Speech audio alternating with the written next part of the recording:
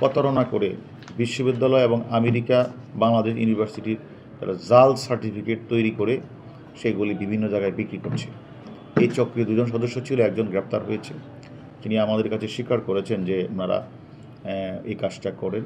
তার প্রেক্ষিতে তেজগাঁ থানায় ওই সিটি ইউনিভার্সিটির প্রফেসর মির শওকত আলী সাহেব একটা মামলা রুজু করে সেই মামলার প্রেক্ষিতে আমাদের সাইবার সাউথ ডিভিশন তারা কাজ শুরু করে তারা কিন্তু পরবর্তী পর্যায়ে দেখতে পায় যে তার যে মানে এফআইআরের গর্ব যেটা ছিল যে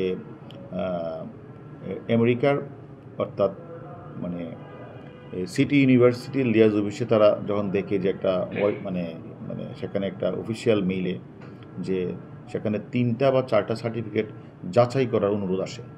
তো এইটা যখন অনুরোধটা আসার পরে তখন দেখা যায় যে এই 3টা সার্টিফিকেটেই সিটি ইউনিভার্সিটি দেয় না। এটা তারা যে লন্ডন একটা ইউনিভার্সিটি তারা যে ভর্তি হয়েছে সেটা আসলে তারা মানে এই সার্টিফিকেটটাই ভুয়া।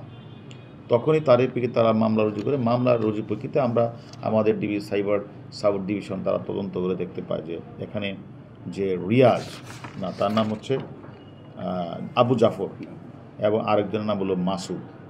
তো তারা এক সময় মিরপুরের গার্মেন্টসে চাকরি করত, তারপরে সেখান থেকে চাকরি ছেড়ে তারা সোয়েটার 3 পিস বিক্রি করত। সেটাও তাদের না পোষানোর পরে তারা মানে আগারগাঁও পাসপোর্ট বিশেষে পাসপোর্ট তারা তৈরি করে দেওয়া, দালালি করা, চেঞ্জ করা, এইগুলি কাজটা কিছুদিন করেছে।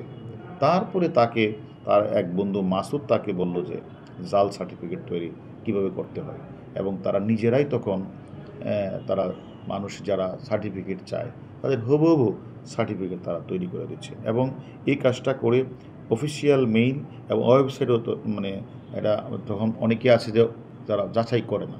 এবং আমরা দেখেছি যখন যুক্তরাজ্য সহ অন্যান্য প্রতিষ্ঠানতে যখন মেইলটা আসে যাচাই করার জন্য তখনই কিন্তু তারা ধরাটা পড়েছে।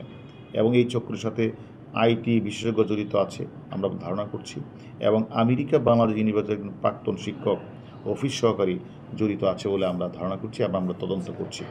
এবং আমরা মনে করি এই আবু জাফর সে সিটি ইউনিভার্সিটি মানে সব বিভিন্ন প্রাইভেট ইউনিভার্সিটি জাল সার্টিফিকেট তৈরি বিক্রি করা এবং পাসপোর্ট তৈরি করা এবং বিভিন্ন সময় সে মানে পুলিশের চাকরি দেওয়া, তারপরে বিভিন্ন মানুষের কাছ থেকে বায়োডাটা নেওয়া, এই কাজগুলি সে হরহ করে বিশ্ববিদ্যালয় বিভিন্ন তাদের মান নষ্ট করছে।